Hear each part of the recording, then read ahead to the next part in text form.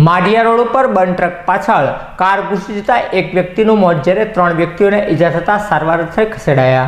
Bhavnagar Ahmedabad highway ઉપર માઢિયા પાસે બંધ ટ્રક પાછળ કાર ઘૂસી જવાનો અકસ્માત બન્યો હતો। આ અકસ્માતમાં હસમુખભાઈ નામના વ્યક્તિનું ઘટના સ્થળે મોત નીપજ્યું હતું, જ્યારે રામભાઈ સહિતના 3 વ્યક્તિઓને ઈજા થતા 108 મારફતે સારવાર અર્થે ખસેડવામાં આવ્યા હતા, જેના અનુસંધાને પોલીસે દોડી જઈ અકસ્માતનો ગુનો નોંધી કાર્યવાહી હાથ ધરી હતી।